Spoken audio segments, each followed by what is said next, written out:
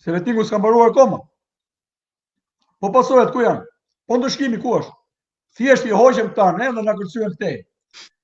Një pjesë u bën avokat, një pjesë hyn politik, një pjesë u futun Edhe administrat. këtu thot, është burr i nderuar, thot burr zotnit. Ku ja thot? Që këtu shihet. Një njeri që nuk ka lënë një figurë të dytë brenda lëvizjes tij. I psikopatepsur për pushtet. Mos ta konkurrojnë. Po pse më, ky është niveli i shqiptarëve. Po pak keni burra zotni në Shqipëri që kanë mbajtur ngarkesa dhe janë përballur. Kur lindi ky, lindi opozitarizmi i Shqipërisë. Shqipëria legjendari shkruan për veten. Që ja zëvi qoftë për të punë.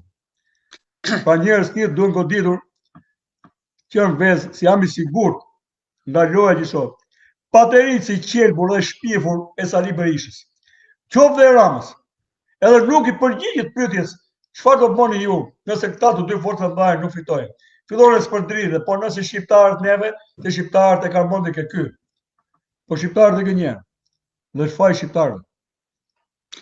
Dhe ky njeri i simuluar politik, i siluruar politik, nuk tregon që ka qenë me Romelien, nuk tregon që ka qenë me Soros, nuk e panon, spërdridhet.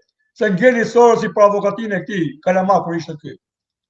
Se unë jam avokat, më tregon avokatin, zotëria. Ja kemi mbrojt interesat Shqipërisë me 100 miliona euro dhe kemi fituar. E se kemi rënë gjopsit ky avokati i madh i Shqipërisë. Edhe duhet parë mirë dhe konflikt interesi. Dhe ato që kanë zgjuar Grosheja janë të rënda. Nëse verifikohen.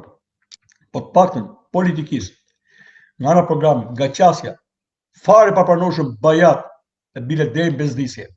Një njeri i tillë. Dhe vjen keq për Edi Shabanin që i shkon oshka nga pas tij. Ka ulur veten domethënë dhe ka rënë nivelin e tij. Lutem ishte për të që mos ta diskutojmë dhe shkojmë te pjesa kryesore.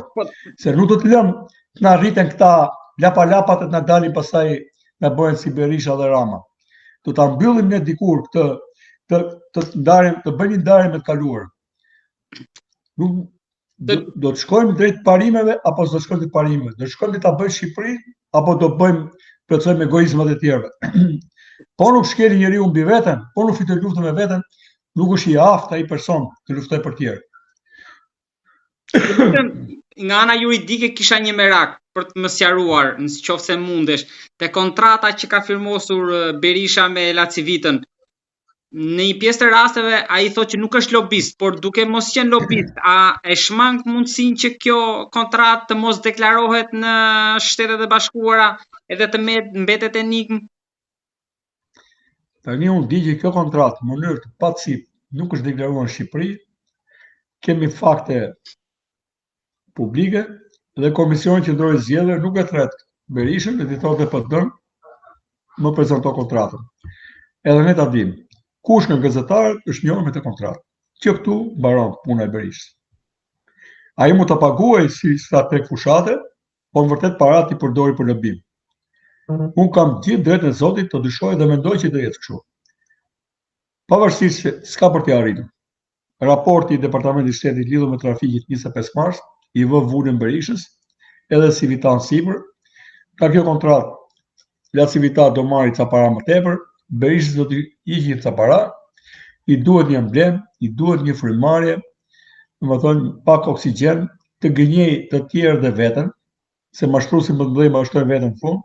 Është shqiptarizuar më duket sepse sot tha që Rama është miu, nëse Berisha është bufi. Është shqiptarizuar dhe me batuta.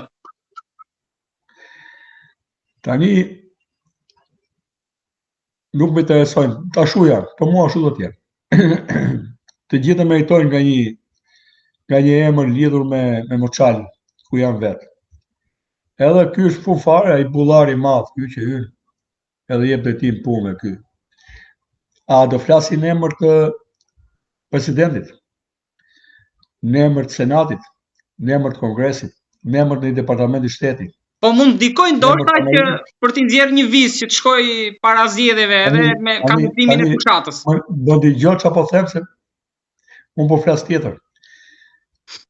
Civita do flasi siç foli herën e parë dhe iku u zbyt, do flasi në emër të këtyre që thash, president, Departament Shteti, Senat, Kongres,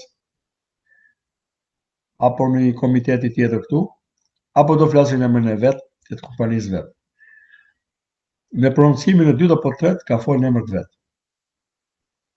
Pra nuk vjen mas një atribut të politikës amerikane. Kjo ka shumë rëndësi.